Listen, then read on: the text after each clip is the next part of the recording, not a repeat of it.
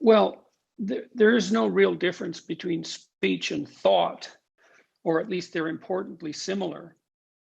And if we assume that thought is useful as a means of abstractly representing the world and solving problems in that abstract representation, then we have to assume that speech is useful in that regard, perhaps even more useful, because when you think, you're thinking with one brain, but when you're speaking with many brains.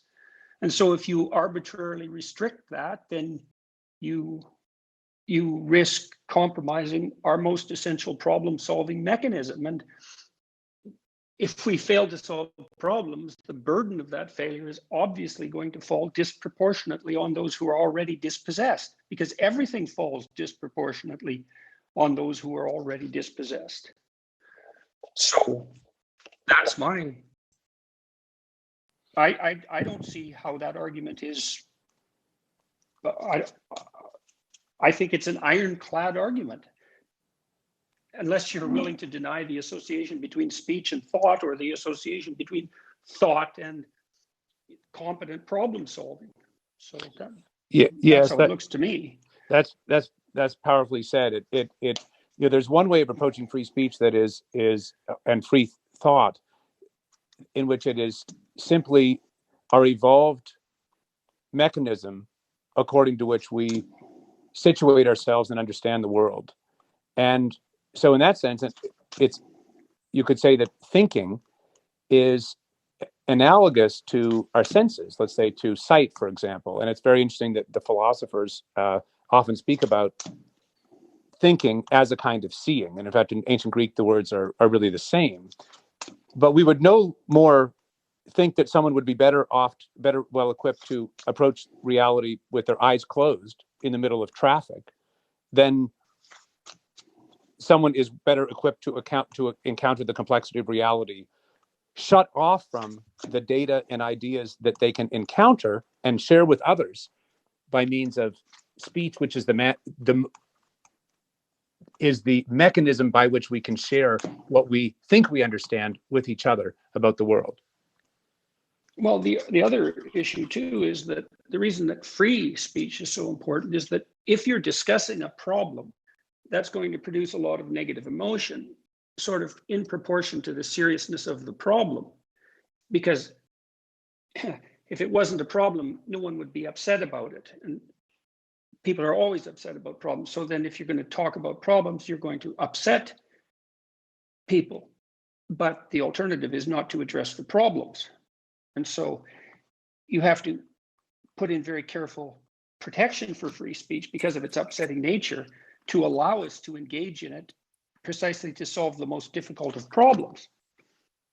So, and it would also be the case that the farther off we are from a solution, the more unacceptable potential solutions might appear to begin with, because when you're in error, serious error, you're the farthest from the truth. And under those circumstances, the truth is going to appear most threatening to you. Another reason for the necessity for protecting free speech. Jordan, if I may, what do you think the primary steps are that we need to take to convince more people of the desirability and necessity to advance and protect free speech? I mean, why are we losing this battle rhetorically at the moment? Well, I don't know.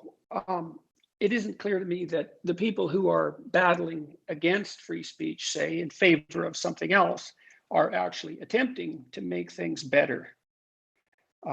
And so it isn't necessarily the case that purely rational argument will win them over, because you assume that rational argument works well for people when they share the same goal. But I think a lot of what's driving the most intense elements of the culture war, like the assault on meritocracy and let's say the attempts to subvert free speech, are not aimed at making things better, but at making things worse. I think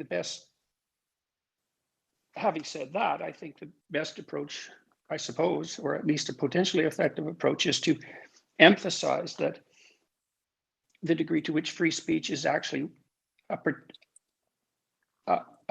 it's the very mechanism by which we protect the most vulnerable people in society. And hypothetically, that's a goal that should appeal to people who, well, are on the left, for example, and that's one of their primary concerns.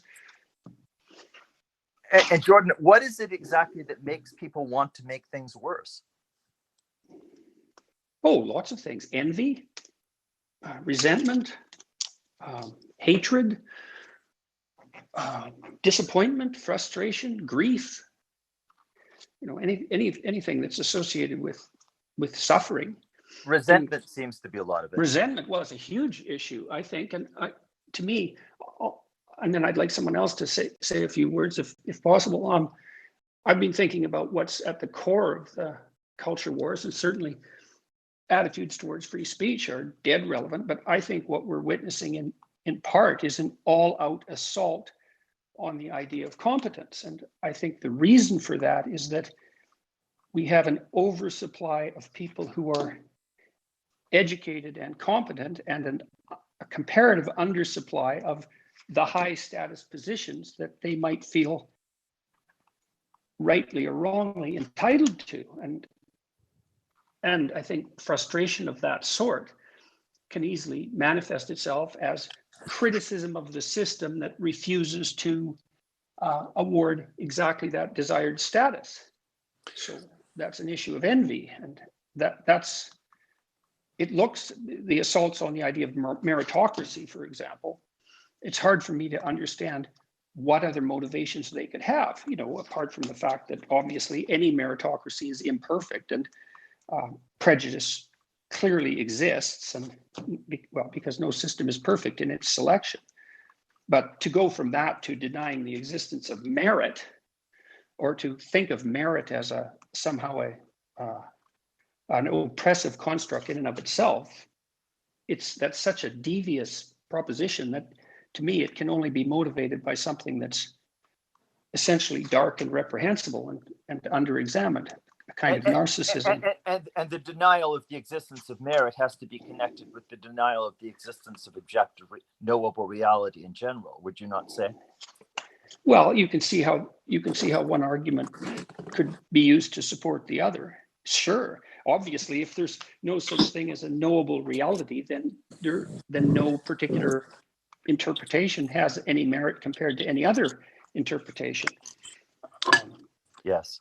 I'd like to say just welcome, Jordan. It's an incredible pleasure to have you here with us, and I hope you're feeling well. The last point that you made there about the overproduction of elites, or about too many educated people for too few positions, reminds me a lot of Peter Turchin's ideas. Peter Turchin, are you familiar with Peter Turchin? Possibly, but not obviously. He wrote a book called Secular Cycles, and he basically tracked violence in society, or conflict in society, over historical time, looking at a series of social indicators with a mathematical model, doing something he calls cleodynamics. And one of the major predictors there's two major predictors that he looked at, but one was overproduction of elite positions. And the second was the relative immiseration of the lower classes. And both of those things are, he's sort of, in 2010, he wrote a paper predicting that we would see a peak of civilizational conflict in the 2020s on the scale of World War II. And that was based on what data? Was it specifically the overproduction of people for a scarce number of elite positions? That was part of what he was looking at, right? He has a way of breaking that down.